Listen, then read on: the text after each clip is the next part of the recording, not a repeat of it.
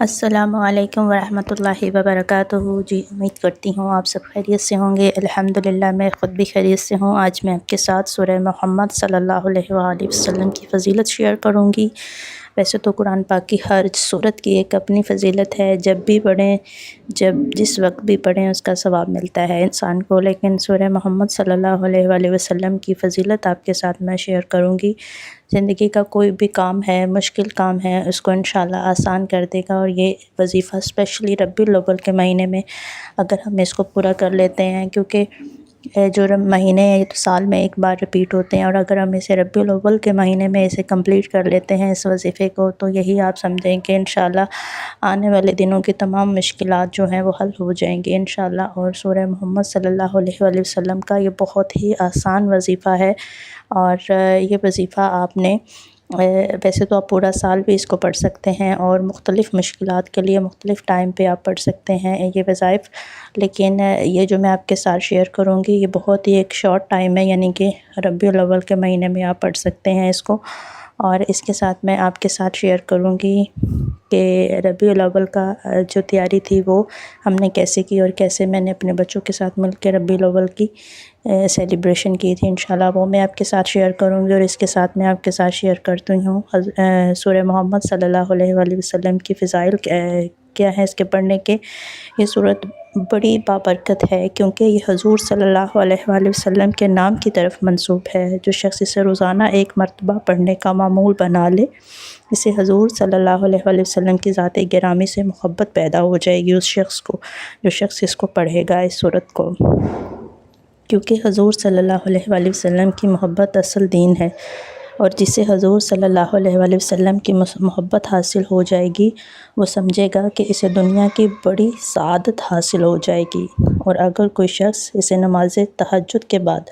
3 سال تک پڑھنے کا بلا ناغہ معمول بنا لے تو اسے دنیا میں بے پناہ عزت حاصل ہوگی، اور یہاں بھی جائے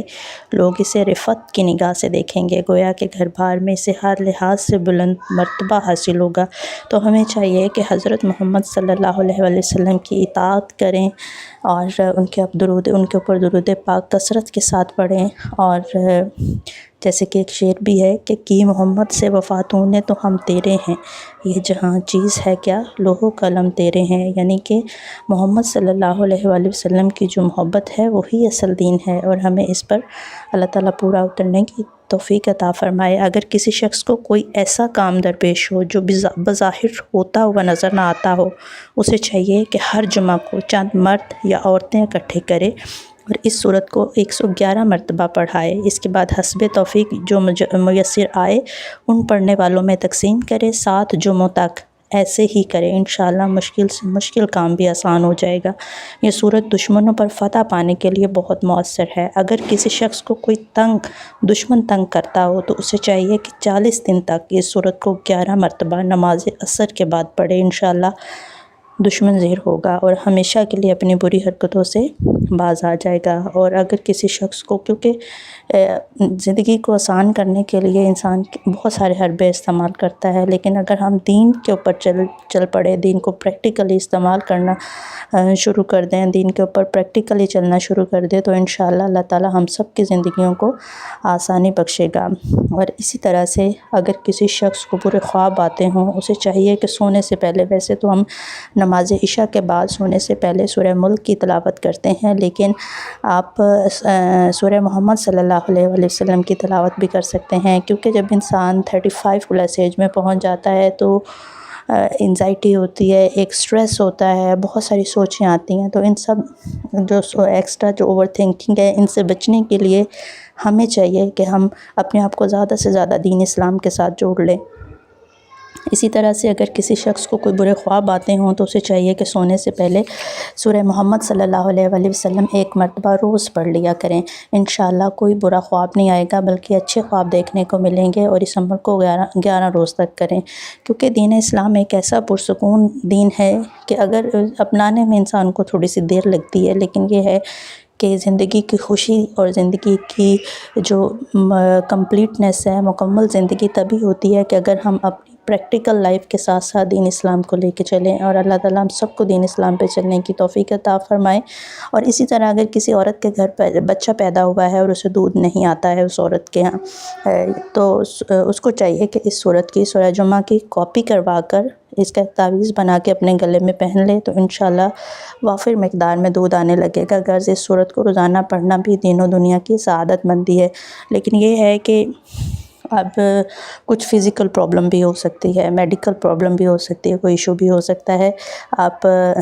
جو سورہ محمد صلی اللہ علیہ وسلم کی فضیلت اور اس کے تعویذ کے ساتھ ساتھ اپنے ڈاکٹر کے پاس چیک اپ بھی کروائیں، میڈیکل چیک اپ بھی کروائیں اور فزیکل چیک اپ کروائیں کہ اس عورت کا دودھ جو ہے بچے کے لیے وہ کیوں نہیں آ رہا، مطلب کہ کوئی پرابلم تو نہیں ہے۔ تو انشاءاللہ اگر کوئی ٹیکنیکل یا کوئی فزیکل کوئی پرابلم نہیں ہے تو انشاءاللہ یہ وظائف کرنے سے